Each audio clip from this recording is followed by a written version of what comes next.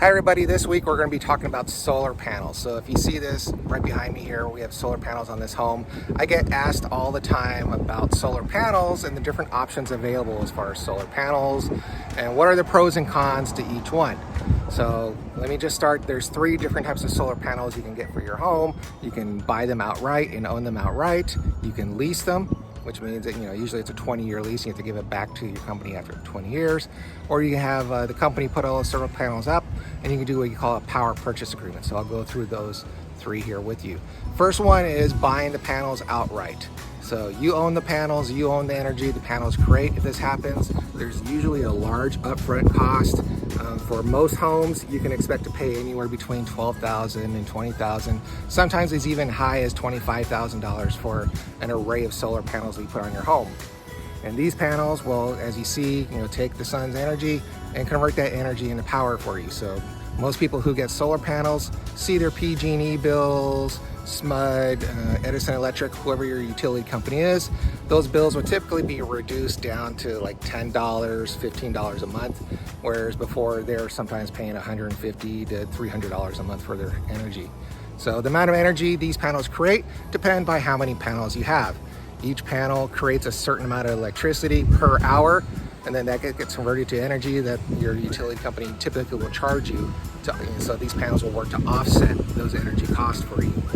So like I said, the first one is you buy the panels outright, you own the panels, they're on your roof, you're responsible for all maintenance, but you also get to keep all the energy produced. If at the end of the year they produce more energy than what you use, you get to sell that energy back to the power company. You're not going to get rich by doing this, but you do get a little bit of money. I had solar panels on a home that I had in Martinez. I think for the full year, PG&E at the end of the year said, hey, we're going to pay you for all the energy you produce that's in surplus, and it came out to be like $50. So you're not going to get rich, but they do pay you for the energy that you produce, and PG&E likes this because they have energy coming in, and it's energy that they don't have to create and put into the power grid. The second option is you can lease the panels. If you don't have that $15,000, $20,000, $25,000 to pay for the panels and the installation up front, you can put it on a lease, similar to a car lease. So instead of paying the $15,000, $20,000, they'll set you up on a monthly payment plan, usually for 20 years. And so over this 20-year period, your monthly payment might be $140 to $200 a month for leasing the panels. And again, the energy that's produced, you get to keep and you get a credit for versus what your regular utility is each month. So what happens is at the end of the year, same thing, PG&E will give you a notice, say you had a surplus of energy coming for the year, we're going to give you a $50 credit, and you get the $50 at the end of the year. If at the end of the year you use more energy than you produced, PG&E will just charge you that one time at the end of the year for whatever the shortage was of energy that you failed to produce. The benefit to owning it is if you decide that you want to sell, it's an easy transfer. On a lease, any potential buyer will need to qualify for that lease payment. Remember, it's a lease payment similar to a car lease, so it's a monthly payment obligation to that new buyer. So additionally, from qualifying for the home, that new buyer will now have to qualify for that payment on that lease as well, in addition to their mortgage payment and taxes, insurance, and everything else. So it is something to consider. Some buyers don't want to take on the obligation of assuming a lease. So if you just put panels on your home and you're 3 years into your lease and you have a 20-year lease, whoever buys your home has to agree to take over the remaining 17 years of that lease. So that's something to consider if you're thinking about putting panels on your home and you're going to be moving in the next couple of years. You might want to look into that. Typically, if you buy the panels outright, the break-even point on your cost savings is somewhere around 5 to 7 years. After that 5 to 7 year period, the panels are pretty much saving you money. But because that huge initial investment, it takes about 5 to 7 years to break even. The third and final option that's available for solar panels is what we call a power purchase agreement.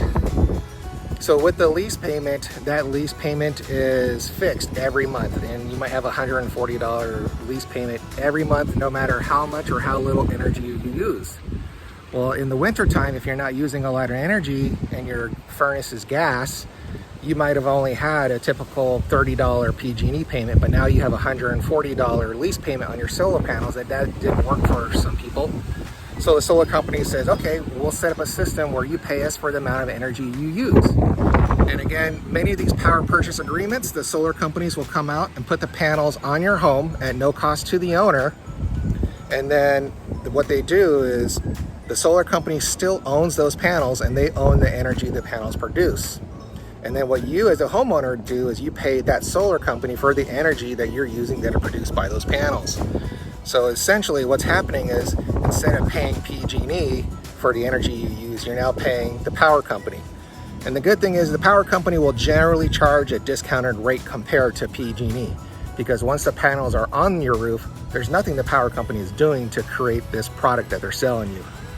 So when PG&E might be selling you energy at 20 cents per kilowatt hour, on a power purchase agreement, you might be able to get a power purchase agreement for 13 cents or 15 cents and get it at a discounted rate.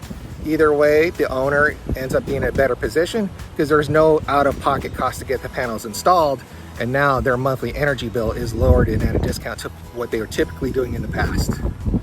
So, and again, if you're thinking about selling, the impact is the owner who's coming in will have to agree to this power purchase plan agreement and to pay those rates to that power company for their energy. That's something that'll have to be signed off by the buyer with buying your home. So if you guys have any more questions about getting solar and what the different options are, please feel free to reach out to me. But just wanted to give you a quick update and have you answer some questions here about what is solar and what are the different options. And many people didn't even know there's 3 different options on how to go about getting solar.